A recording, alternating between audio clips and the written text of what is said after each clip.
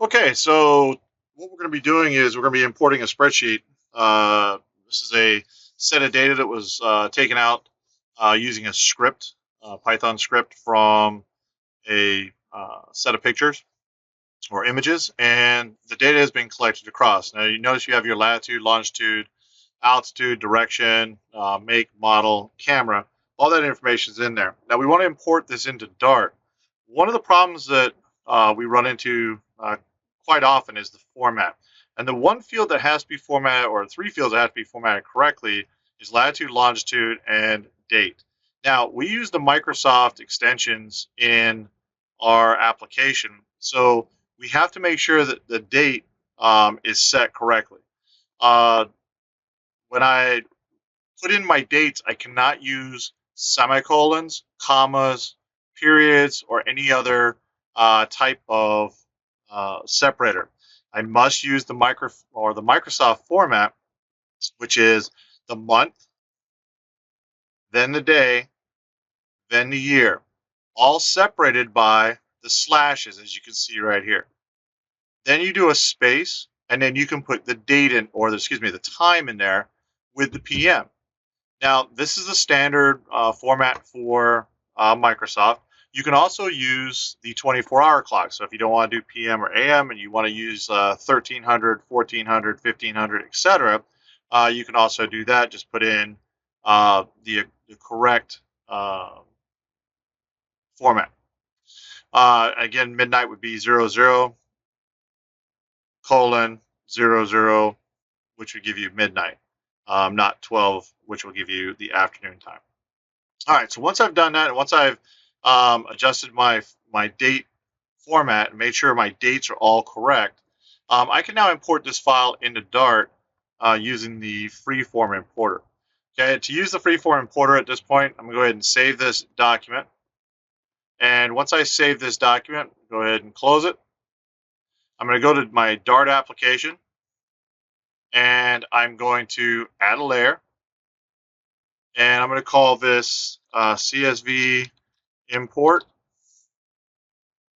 And again, I'm putting that in over my default layer, and this is import CSV from images. Again, I'm using a comma separated value file, or a CSV file. Okay, I'm going to now go to my import, freeform.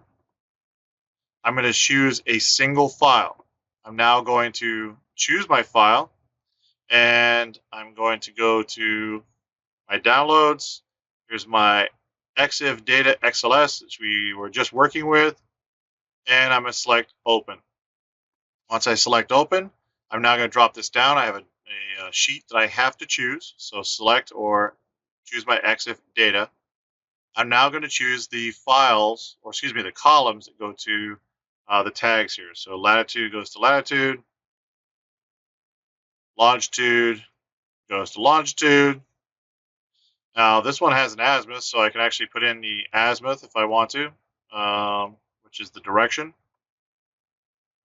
And additional, I'm going to use ignored. Now this is where we have to make sure that we fill this in correctly. So we have a record timestamp. This is set at none. Now we know we have one column that's broken into two pieces. So we're going to choose one column. And now I'm going to choose the date field. And when I do that, it's going to know that all of the date and time is in that single field. Now, if I had a date column and a time column, I would use the two-column format, date and time. Now I'm going to apply a label here, and I'm going to choose the model of the phone, select OK. So now I have everything in here correctly. I'm going to click Apply Mapping. Now, once I apply the mapping, as you can see, the date and time stamp has been correctly identified, and it fills in my date and timestamp. My label is iPhone 5. Here's my azimuth for the pictures. Here's my latitude and my longitude. Since I have direction, I can use the pointing arrows. And what I'm going to do now is I'm going to select Save. You notice now that I have some directional markers appearing on my sheet. It shows me that I have 1, 2, 3, 4 unique locations. And on those locations, I have 3 entries, 2 entries, 2 entries, and 2 entries. If I'm comfortable with this and I like this view and I like these markers, I'm going to go ahead and select done. And once I select done, my azimuth and my pointers will be plotted out onto the map. So now this shows me in Huntington.